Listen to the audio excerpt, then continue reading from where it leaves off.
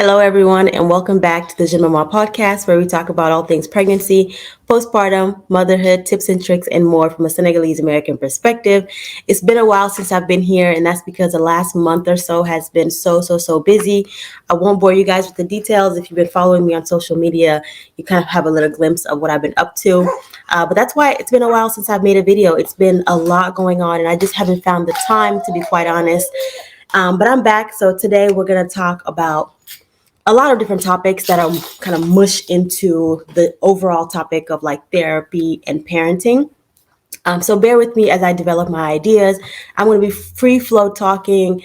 I have a high level script, but I really wanted to just come on here and talk to everybody about like parenting and the importance of working through your issues and kind of dissecting what baggage you bring into parenthood. The same way you bring baggage into a marriage or a relationship. That's the same way you bring baggage into parenthood, in my opinion. And so that's what we're going to be talking about today. I'll give anecdotes. I'll talk about my journey. And then, we'll just go from there. Hopefully it's a good discussion. I'm trying something new out here when it comes to the recording. As you know, if you have been keeping up, as you know, my daughter is over here trying to mess my setup.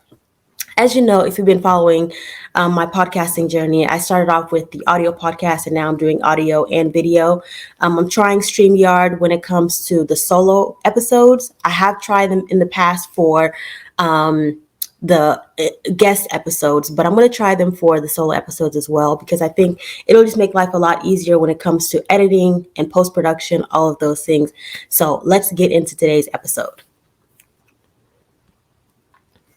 I'm just going to pull up my notes here. And the first thing that I'm going to talk about is the spirit of work in progress, or as I like to call it, that like not being so hell-bent on perfection to the point where it hinders progress or it hinders just results in general. I have recorded full episodes, and then in the post-production part of it where I'm editing and piecing things together, something went wrong, or, I didn't really like how it sounded, but the gist of it was there, and I discarded the whole episode because it wasn't perfect or it didn't sound the way that I wanted it to sound. So I'm trying to break free from that. And also, it's hard to find time, like perfect time to edit and to record when you have a whole distraction all the time. Like, I used to let that kind of hinder me and stop me full stop from being able to sit down and record an episode. I would actually get anxiety when I think about having to record an episode and be like, well, who's going to watch Fatim while I do that? Who's going to do this? Is she going to behave? Is she going to do this? Is she going to do that? I want to break free from all of that and just bring you guys like raw motherhood. What you get is what you're going to get. What you hear is what you're going to hear. Like, I don't want to limit myself to having the perfect studio environment, the perfect video quality, the perfect audio quality, when I can just work with what I have to get the content out there. So I hope you guys will bear with me through that journey. And I'm going to bear with myself through the journey as well. It's always a learning curve. It's always a learning process for me. So I just wanted to get that out of the way in case you hear Fatim, participating in the episode, or me making mistakes as I kind of go through the whole process. Like right now, she literally wants to be part of the episode, and I wish I could let you guys see her, because it would make life a lot easier if I could just hold her and record, but for privacy reasons I won't do that. So let's get into the episode, and I'm going to stop rambling about the logistics of it all. Okay, so today I want to talk about on social media, I see a lot of videos, I see a lot of posts about breaking generational curses all the time, but we never really talk about how. And like I mentioned earlier in the video, or in the episode, the trauma that we carry from our childhood, it shows up in our adult relationships, but it also shows up in our relationships with our kids as well. That's something that, as a mother, as a new mom, and I don't know, has my new mom card expired? My daughter's about to be 1, but either way, I still think I'm a new mom because I'm learning every day. I think you never stop learning as a parent, but especially that first year or two, whatever, like there's just a lot to learn. That baggage that you bring with you, it will manifest itself in your relationship with your child. When they're quiet and they're not talking to you or they're not really interacting with you, that's a little bit different. But when they start talking, when they start moving, when they start doing things that will kind of grind your gears or will really make you have to interact with them on multiple levels and multiple dimensions, that's when you start to realize, oh, wow, these things that I said I would never do are starting to show up, or these things that I, experienced growing up are starting to manifest itself in my relationship with my child now. So that's what we're going to be talking about it. And so in order to fix something, we have to know what that thing is as well as its root cause. And so getting into like, how do you break generational curses? How do you identify the toxicity or the do's and don'ts that you want to carry over into your relationship as a parent and as an adult? And my answer to that always will be a combination of prayer, introspection, and what did I say? Prayer, introspection, and therapy. Yes. Obviously, you want to make sure that you have spiritual alignment, whether you are a religious person or not. You have to have some moral compass that you're going to be holding yourself to when it comes to the standards that you want to use to raise your children. That's first and foremost. Introspection is important because you always want to be asking yourself, how am I doing? You want to check in with yourself. You want to check in with your partner. You want to check in with your kids when they get to that age that you can talk to them and say, hey, how do you think I'm doing? And that sounds weird to say, like, as a parent, especially in our Senegalese culture, to ask your kid, like, how am I doing as a parent? But I think it's important as your kids start to grow up that you build that relationship of communication and having frequent conversations around how you're doing, how they're perceiving you as a parent, and then that you have a spirit of continuous improvement versus thinking that you know everything and that everything you're doing is perfect. And then the last bit is therapy. This piece is probably for me the most tangible that I can give a lot of tips and tricks on, because I've been through therapy many, many times before I had kids, and now, being a parent, it's something that I prioritize. Not from like a Western standpoint of like, oh, therapy is cool, and it is, therapy is cool. But for me, it's more so I have to talk things out. I have to have a third party who maybe doesn't have skin in the game, give me feedback on certain things that I'm doing. And so even if everything is going well, sometimes I do utilize therapy to just talk things out and make sure that I have my head on straight, that I'm not having blind spots, that I'm not keeping, in mind when I'm interacting with other people. And as a parent, that's especially important because you tend to have this mentality of everything I'm doing is for the benefit of my child, and I know best.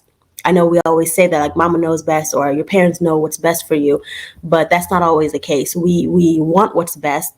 We do our best. We try, but we don't know everything. And so I think just having that humility and the wherewithal and the humbleness and the maturity to recognize and acknowledge that we don't know everything, we're not perfect, and that parenthood is a journey as much for us as it is for our kids, then I think that, you're on the right path of acknowledging the importance of doing work continuously to be a better person, to be a better partner, to be a better parent. So that was a lot. And I'm going to dive into kind of the meat of the episode. When it comes to parenting, having to unlearn some of the things that make us, having to learn and unlearn things that will make successful parents. And so when it comes to Senegalese parenting, some things that I try to unlearn are parents are always right. I don't believe that. Kids don't know anything. I don't believe that. Parents don't apologize. It's not good for your kid. I don't believe that. Your parents must always have a say in the decisions you make as an adult. Moreover, they should sign off on them and give you their blessing. I don't particularly believe that in every single scenario. And so, of course, there's nuance to all of these things that we're talking about. We'll get into it. But these are just some things that I've had to write down and say, okay, these are some things that I want to challenge myself on as a parent and as my, child and children are growing up, to make sure that I'm calling myself out on my own BS. Whew, that was a lot, right?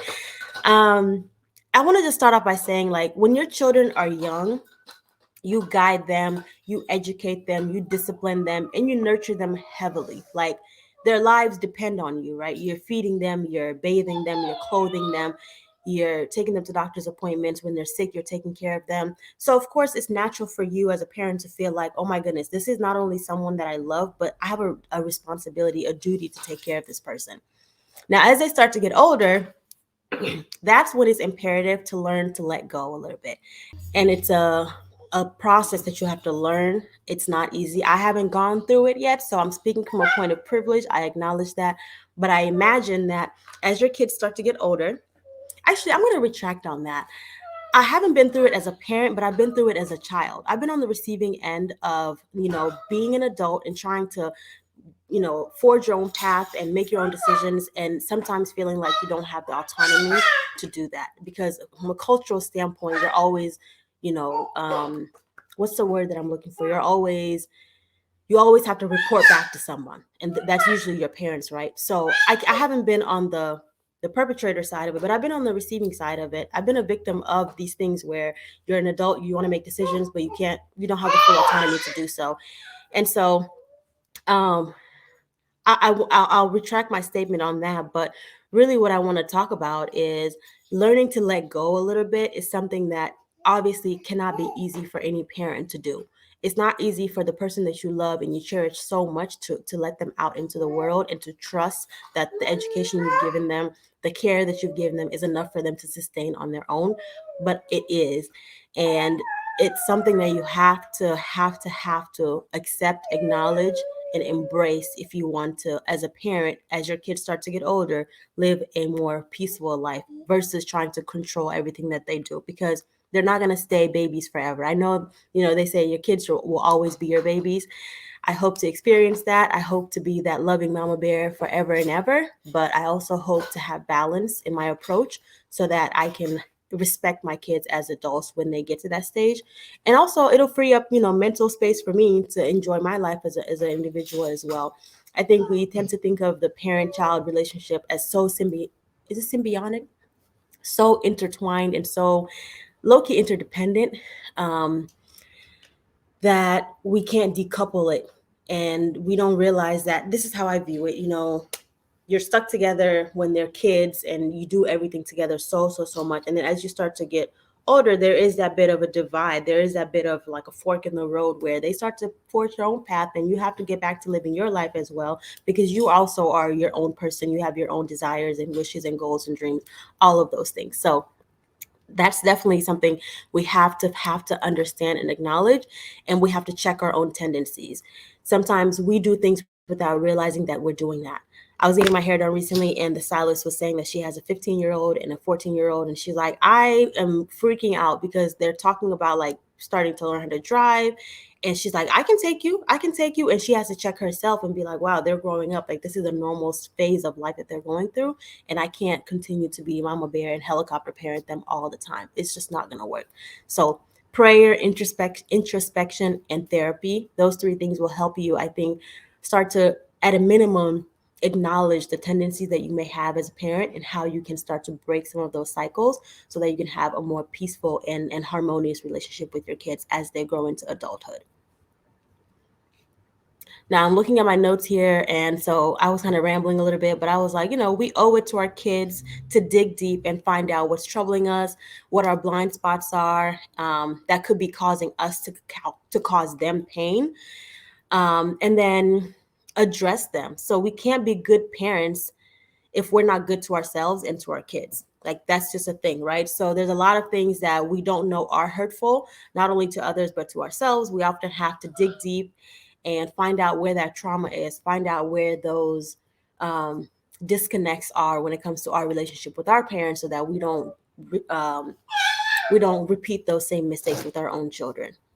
So I'm kind of going on a soapbox here about just like thinking hard, digging deep, and doing the work that's necessary to become a really good parent and to stay a good parent, because it's a continuous journey. It's not something that you reach the destination and that's the end of it. It's a continuous journey as your kids get older and older and older. So like I mentioned, speaking from experience, I have been to therapy multiple times in the past. I kind of treat it like a medical check-in. And I will say that I have the privilege of being able to do that through my employer. A lot of the times it's been through my medical plans at work that I have like a wellness aspect of it where I can get therapy sessions at a discounted rate. So that is a luxury. Therapy is not cheap. Therapy is not cheap, y'all. So I get it. It's not always possible to just go and get a therapist and work through these things. And that's why I wanted to bring in the aspect of prayer and introspection, because there are other ways to do the work. It's not just by going to a therapist's office, sitting down and talking about your issues. There are other ways to get it done as well. But it is a very, very effective way if you're honest with yourself, if you're willing to do the work, and if you are open to that feedback that you're going to be receiving, because you may hear some things that you don't like. Hey, hey, stop it. Lang may tonto.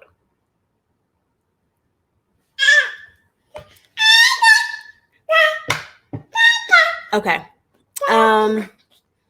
Getting back into the how. So, like I mentioned, it's not what why you keep. Ka. Mama amun mama. Pero nga may niya ka. Foka, you mo lagin it. Foka, you mo lagin it. Ano mo wala ko tell. What you say? Okay. Good job.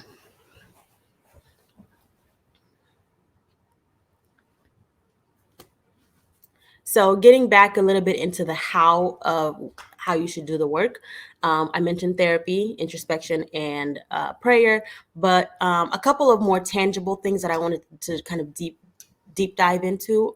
The first one is going to therapy and being honest. So the therapist is not there to judge you and tell you that you're doing everything wrong. They're there to listen to you, connect a few dots for you as well, or help you connect the dots, and really help you see things from a third party perspective that you may not be able to do on your own, especially when you're in the thick of it, like parenting. Sometimes like you don't even realize you're doing certain things. So having that check-in with someone where you can just talk about things, but also just recognizing that you have to be honest in that process. If you're not honest in therapy, it doesn't work. It doesn't matter what you're going to therapy for. If you're not honest with yourself, it's not going to work. So there may be shameful times, there may be shameful moments where you have to acknowledge like, wow, I really could have done things differently, or I'm turning into what I never wanted to become.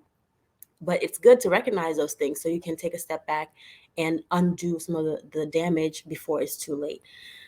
The next thing is to hold yourself accountable. So if you're going to do the work, it ties into the being honest piece here. If you're going to go to therapy and do the work, if you're going to do introspection and think about the things that you're doing, if you're going to pray on things, you have to hold yourself accountable. So give yourself some measures. That's why I wrote down like the things that I'm like, okay, these are things I want to dispel within my own home. These are things that I don't want to carry into the next generation in my own home. Find other ways if that's not, a good method for you to use, but find a way to hold yourself accountable, document your journey and track progress so that way you can hold yourself accountable and say, okay, I wanted to accomplish this by this age or by this time, and I was able to make this amount of progress. It's really important to track the progress that it's really important to track the progress that you're making so that you can be proud of the success that you've achieved, but also recognize the gaps that are still remaining and how you can address them. I think a key point here is as your kids are getting older and you are able to have those conversations with them, they can also help hold you accountable. If you're a screamer, that's something, a moment of transparency. I am starting to realize like my lack of patience as an individual is starting to show up in how I'm parenting, where it's like those outbursts of like, hey, like I think you probably might have heard it during the episode. It's like, hey, and now sometimes it's less dramatic. It's like you just want to get the child's attention. But if I don't check that, if I don't work on that patience piece, if I don't continue to address that, it's gonna turn into me as a parent of a teenager, and I won't have patience to have conversations. I won't have patience to understand when my child makes a mistake. I'm just going to go from 0 to 100, start yelling, start screaming. And that is not something that I want to do. So I have recognized that even though my baby's only 11 months, I have recognized that I have that tendency and I want to completely get rid of it. And so I'm working on that. So find those things that you do. It may be something small, it may be something big, but find it, address it, and work on it. Like, oh my goodness, I cannot say that enough.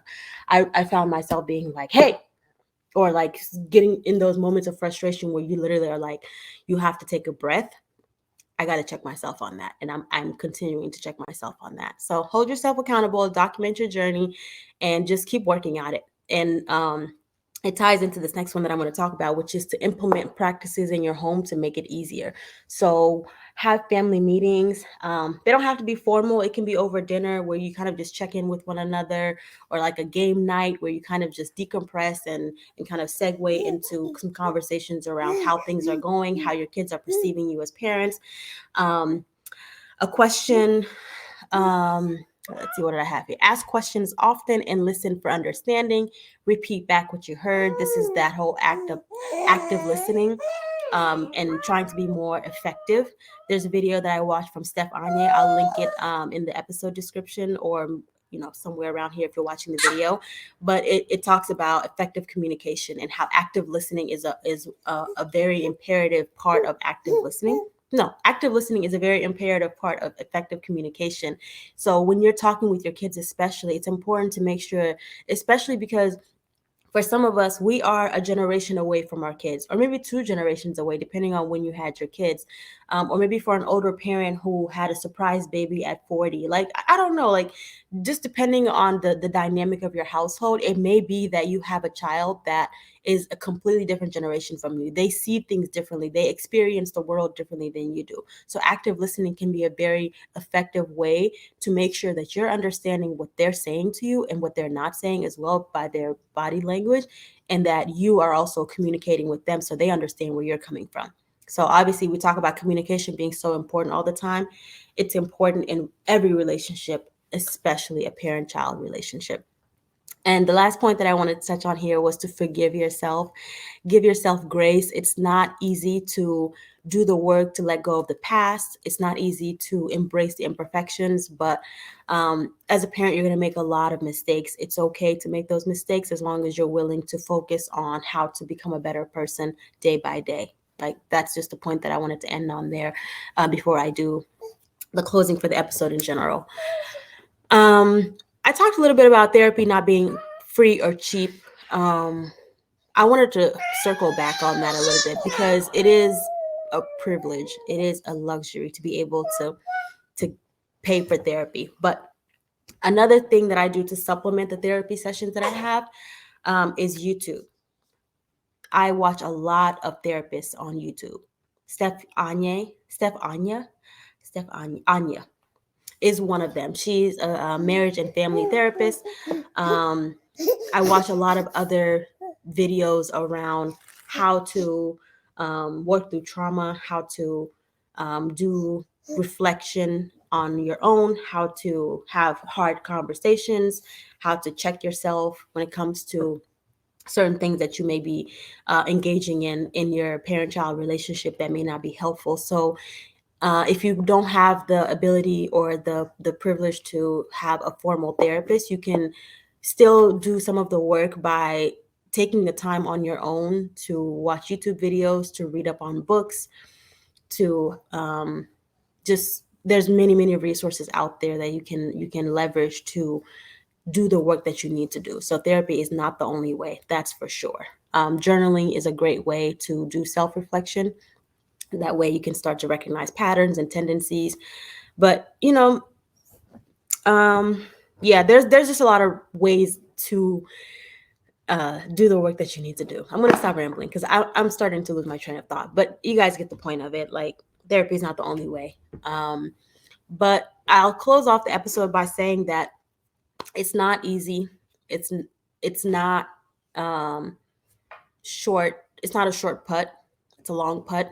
You're going to be in it for the long haul. As long as your child is depending on you, as long as your child has a relationship with you, you're going to have to do the work to make sure that you have a harmonious relationship with them. What does this say here? Oh, I was putting in my notes that I do not want to become an African mom meme. Like, I want my kids to call me and, I'm booed up in Bora Bora because I'm so busy and I'm living my best life. But we had that kind of relationship where they are reaching out to me. They want to talk to me even as adults. So that's my goal. If I have to encapsulate everything that I'm working on as a parent, the ultimate goal would be to have such a positive relationship with my kids that they want me to be a part of their lives, and I want to be a part of theirs as well. But I also have my own life. So I think that's it. Yeah, in terms of notes, that's what I had for today's episode. I guess I'll just close it off by saying, like, motherhood, parenthood, fatherhood, none of it is easy. Like, it's super hard. Just me recording this episode, like, my daughter is all over the place. You're gonna hear some noises in the final edit. Like, that's just what it is. But I'm, like I was saying in the very beginning, I'm embracing that. I'm trying to make that a part of the whole process. And that's in a way very poetic when it comes to, what are you putting in your mouth? What is that? Hmm? It tastes good, right? Sorry for the interruption. I had to go and retrieve something from my daughter's mouth, because that's literally 50% of my day, is having to go chase her down for something she put in her mouth again that she shouldn't have. Um, but I was ending off the episode by saying that, in a way, the hecticness of motherhood, the hecticness of recording this episode, of doing this podcast and trying to manage everything, is very similar to motherhood in general. It's a learning process. It's a steep learning curve that seems to get steeper and steeper as they,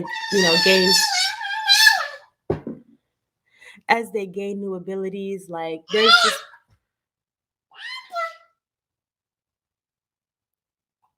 are you done?